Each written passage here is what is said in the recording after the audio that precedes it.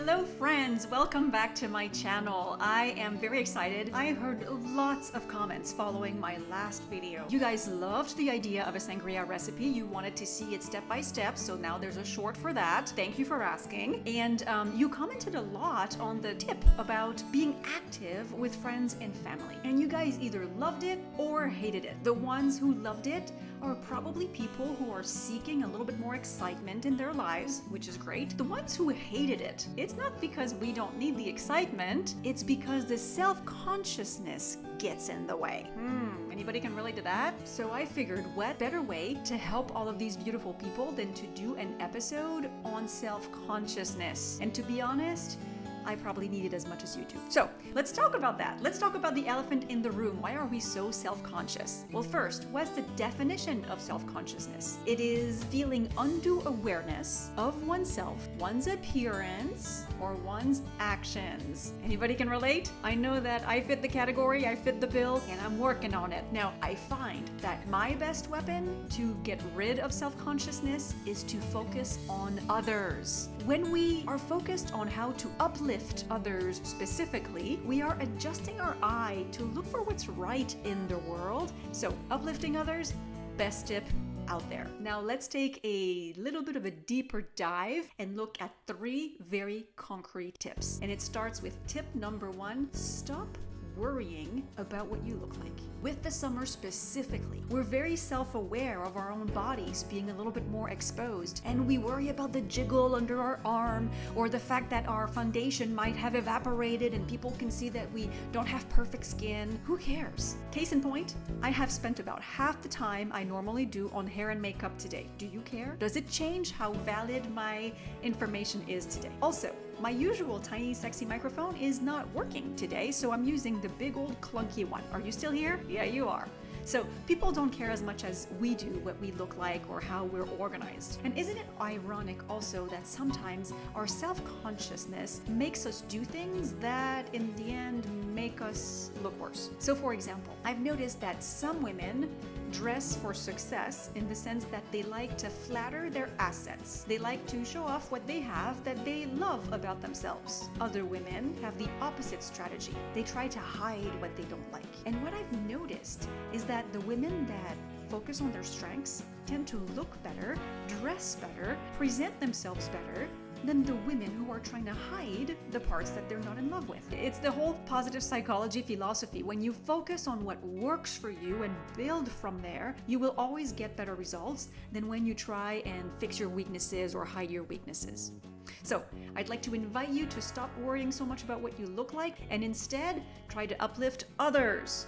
Think about the fact that other people are also probably self-conscious about something, but they also have some good things going for them. So let's compliment them on their good things, and they'll like us more for it. And as we've done that, we've created some positive relational energy, and that is so much more important than the way you look.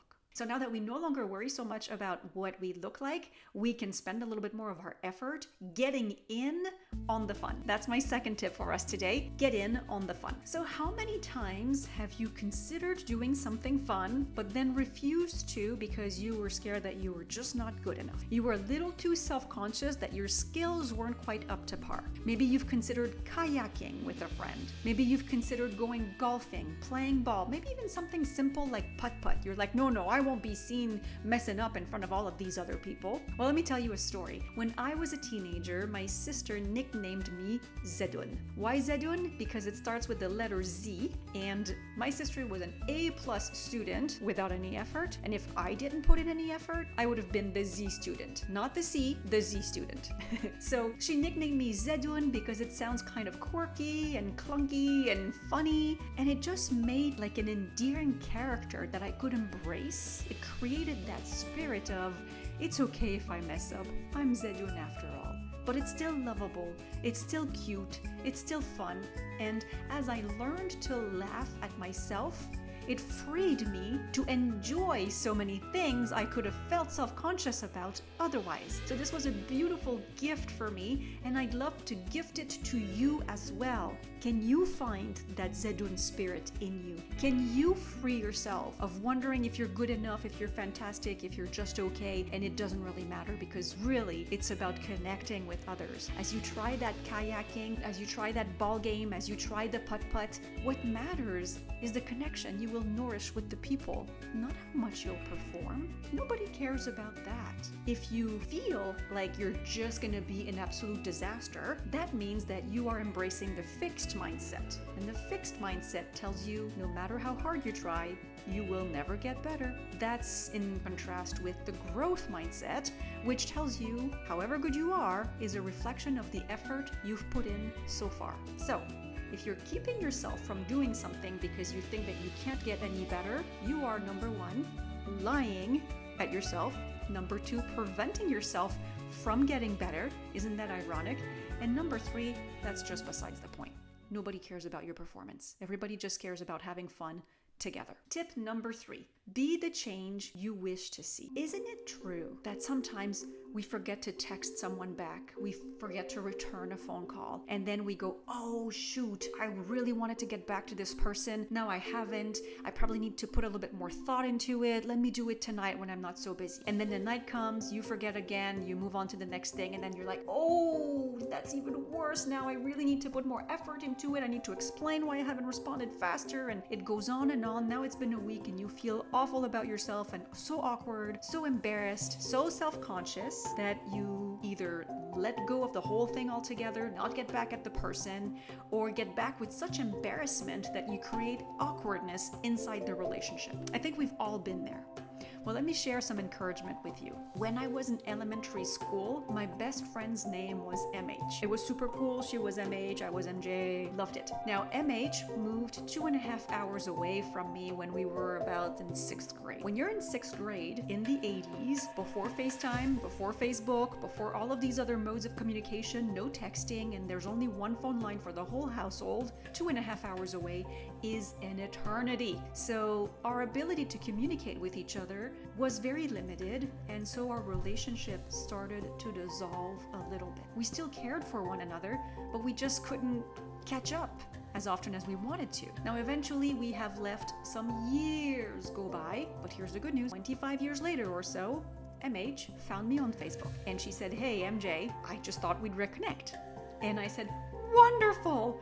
Wow, so happy to connect. Can we talk? Can you come visit? I'd love to see you. A few months later, she showed up at my front door with her 4 kids. Couldn't believe that this friendship from 25 years prior was being rekindled in that way. And who cared about all the time we had missed? We made up for it. We had so much fun together. I met her kids, she met my son. He proposed to her daughter. It was an absolute love fest. So, if you've been a few months without talking to someone, that's nothing. Don't let it discourage you. If there's a cool mom in your kid's class that you wanted to connect with and you haven't been able to yet, you haven't known how, you kind of tried or she reached out, you didn't respond, it's kind of awkward, here's how you do it. Hey, every time I come across your name, I feel like we should be friends. I really like you. Why don't we do something about it?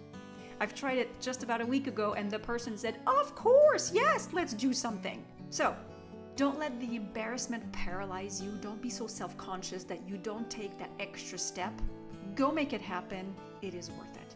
I came up with a quote that I will use as an affirmation to help me remind myself to not worry so much about what I look like, to do the things that are fun, even if it makes me a little bit self-conscious, and to reach out, embrace all of the people that are in my life that I want to be around, even if I feel like I've messed up at some point. And the quote is, I'd rather be fun and friendly than flawless. So I hope that it also inspires you to become a little bit less self-conscious. If you want to dig a little bit deeper into that, number 1, my friend Elizabeth Gordon, whom you've met in the last video, has written a blog post to accompany this video, and the link to it is in the description below. And number 2, come back again next time, because in my next video, I'll be talking about self-compassion, which is a very complementary topic, and it can also build up your ability to not be so self-conscious.